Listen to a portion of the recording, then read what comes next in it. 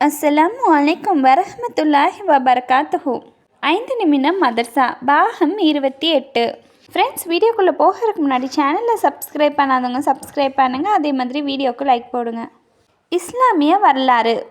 யாக்கூப் அலைஹிஸ்ஸலாம் அவர்கள் யாக்கூப் பின் இஸ்ஆக் பின் இப்ராஹிம் அலைஹிஸ்ஸலாம் பாலஸ்தீன் மக்களுக்கு அறநெறி கற்பிக்க வந்த இறை தூதர் ஆவார். புனித குர்ஆனில் 10க்கும் மேற்பட்ட இடங்களில் இவர்களை பற்றி கூறப்பட்டுள்ளனர்.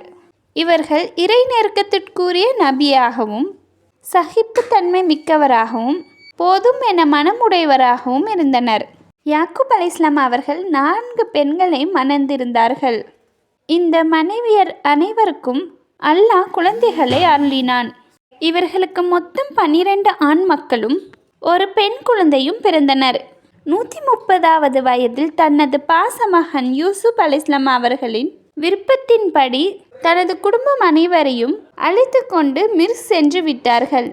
அங்கு 17 ஆண்டுகள் வாழ்ந்து பிறகு 147வது வயதில் மரணமடைந்தார்கள். இவர்களின் ஜனாசாவை யூசுப் அலைஹிஸ்ஸலாம் அவர்கள் பாலஸ்தீன் கொண்டு வந்து இப்ராஹிம் மற்றும் இஸ்ஆக் அலைஹிஸ்ஸலாம் ஆகியோருக்கு அருகில் அடக்கம் செய்தார்கள். ஃப்ரெண்ட்ஸ், யாக்கூப் அலைஹிஸ்ஸலாம் அவர்களுடைய வாழ்க்கை வரலாற்றை பற்றி நம்ம சேனலில் டீட்டெயிலாக போட்டிருக்கோம். விருப்பம் இருக்கவங்க போய் பாருங்கள். ஒரு பரலை பற்றி. கலா தொழுகையை நிறைவேற்றல். தொழுகை மறதியாக விட்டவர் அல்லது தொழுகையின் நேரத்தில் தூங்கிவிட்டவர் பிறகு நினைவு வந்தவுடன் தொழுதிட வேண்டும் என நபி ஸல்லல்லாஹு அலைஹி வஸல்லம் அவர்கள் கூறினார்கள். ஒரு முக்கிய அமலின் சிறப்பு.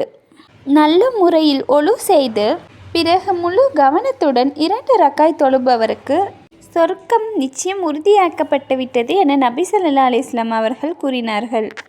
ஒரு பாவத்தை பற்றி. தொழுகையில் சோம்பல். குர்ஆனில் அல்லாஹ் தஆலா கூறுகிறான், இன்னும் கவனமற்ற தொழுகையாளிகளுக்கு கேடுத்தான். அவர்கள் எத்தகையோர் என்றால் தன் தொழுகையில் பாரமுகமாக இருப்பார்கள். அவர்கள் பிறருக்கு காண்பிக்கவே தொழுகிறார்கள். உலகத்தை பற்றி. செல்வம் சோதனையே. குர்ஆனில் அல்லாஹ் தஆலா கூறுகிறான், எனினும் மனிதன் அவனுடைய இறைவன் அவனை சோதித்து பிறகு அவனை கண்ணியப்படுத்தி அவனுக்கு பாக்கியம் அளித்தால் அவன் என் இறைவன் என்னை கண்ணியப்படுத்தி உள்ளான் என்று கூறுகிறான். இது அவனுக்கு சோதனையே. மறுமையை பற்றி. நரகத்தின் அனலும் துர்வாடையும். நரகத்தின் நெருப்பை ஒரு வாளி அளவு எடுத்து பூமியின் மைய பகுதியில் வைத்து விட்டால் அது கிழக்கிருந்து மேற்கு வரை உள்ள யாவற்றையும் தமது நாற்றத்தால் நோகடித்து விடும்.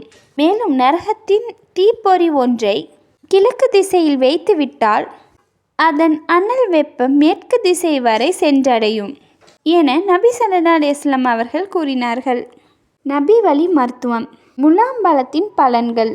உணவுக்கு முன் முலாம்பழத்தை சாப்பிடுவதால் அது வயிற்றை நன்கு சுத்தம் செய்கின்றது. மேலும் வியாதியை வேருடன் களைக்கிறது. அன்னலாரின் அறிவுரை.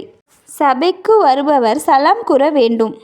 பிறகு சபை கலையும் முன்னமே போக வேண்டிய அவசியம் ஏற்பட்டால் சலாம் கூறிய பிறகு எழவும் என நபி ஸல்லல்லாஹு அலைஹி வஸல்லம் அவர்கள் கூறினார்கள்.